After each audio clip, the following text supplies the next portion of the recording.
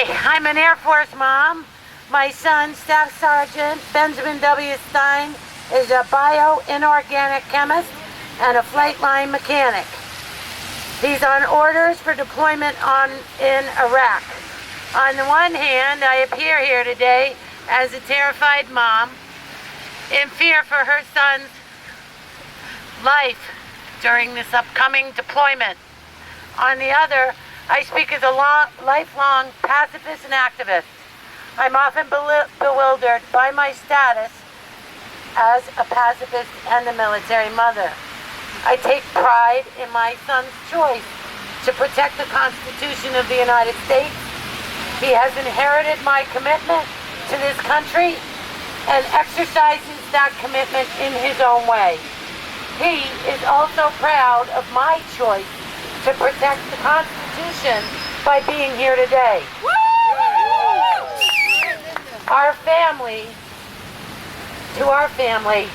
these are not contradictory paths, but instead reflect the true spirit of democracy. During Ben's youth, I was a single mother and exceedingly poor. Like many poor families, we did not have the money for extracurricular activities like Boy Scouts and sports. And as many good children in inner cities find, there are few choices when there is no money. Junior ROTC offered Ben opportunities for sports, travel, and most importantly, a place where Ben could express his commitment to action within his community.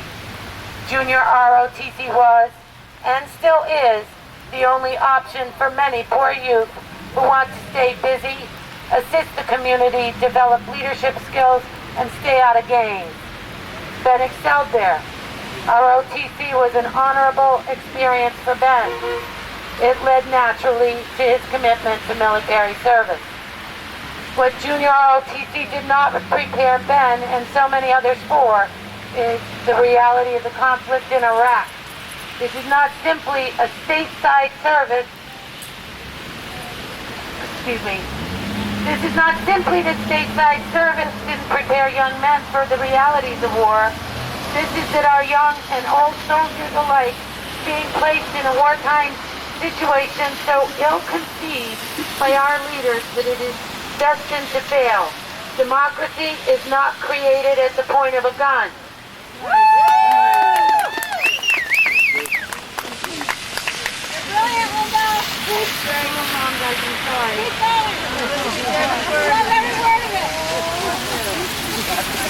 It is a sad fact that our soldiers are on the ground learning every day that no matter how much good they do, it isn't enough to overcome the failure of leadership at the top.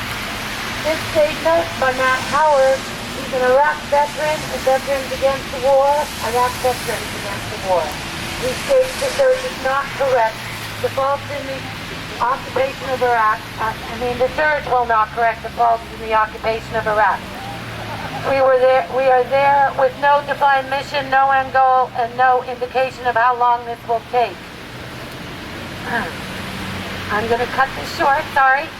It is time for the American people to call on their leaders to hold this administration accountable and allow the Iraq people to govern themselves without American influence. Stop the surge and the occupation and bring our brothers and sisters home now.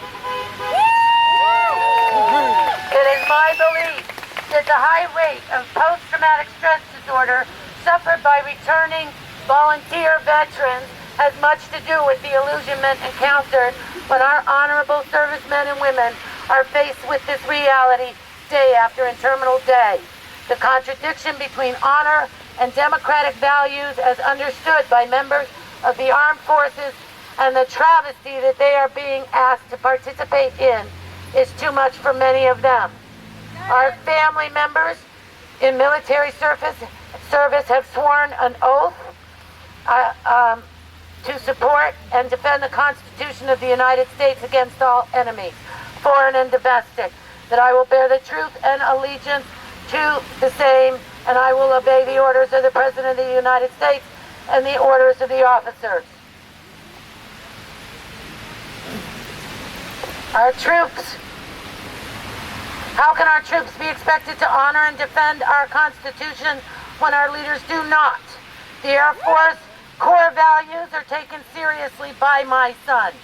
Integrity first, service before self, and excellence in all we do. For the Air Force core values program to be effective, it must be linked to the oath taken when entering military service. Rabbi Arnold Rosnikoff is the Special Assistant to the Air Force Secretary, Chief of Staff for Values and Vision. He states, integrity means we've taken an oath that says we will obey the orders of our superiors. We have as much responsibility not to obey an illegal or immoral order as we have to obey one that is legal or immoral. We have the responsibility to speak up if we think that judgment or orders are not wise. If they are legal, immoral, then it is a matter of integrity and service before self to follow those orders.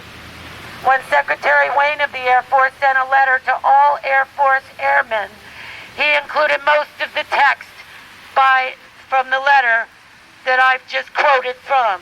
Sadly, he took the teeth out of the rabbi's remarks by neglecting to include the line about the service member's responsibility not to obey an illegal or immoral order. To me, this is a sad reflection on the weakening of the relationship between the armed services, core values, and the basic tenets of our democracy. This war will not make you safer. Nearly 4,000 Americans have been killed in Iraq. 5 times that number have suffered horrible wounds, seen and unseen. The rate of 30% of returning Vietnam vets with PTSD is expected to be surpassed by as much as 20% by our returning Iraq vets. Loved ones have been lost, dreams denied, and children grow up without fathers and mothers. 110 Iraq civilians were killed each day in July. The World Health Organization makes a low estimate of 600,000 Iraqi civilians who have lost their lives. The Afghan terrorist group Al-Qaeda is benefiting by our occupation of Iraq, increasing its recruiting of Islamists to the jihadi cause. You got it right. Christian Broadcasting Network reported growth of Al-Qaeda in Morocco. Reuters says Sunni radicalized by brutal U.S. tactics and disillusioned mainstream insurgents are swelling to the ranks of Al-Qaeda.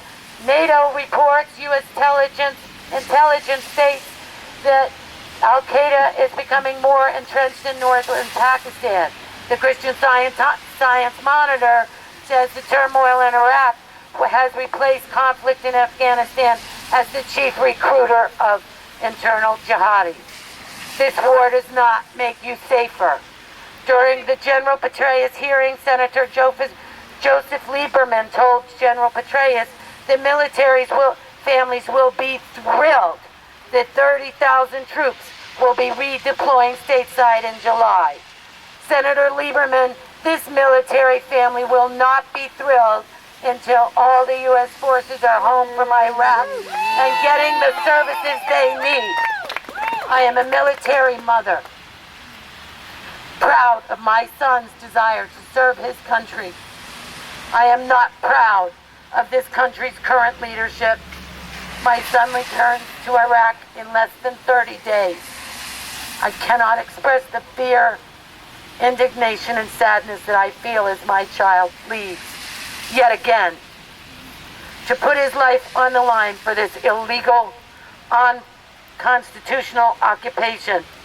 Military families are not falling for the president's spin campaign. It is time for the people at the top to remember the Air Force core values that my son lives by. Integrity first, service before self, and excellence in all we do. Thank you. Thank you, Linda. Great job.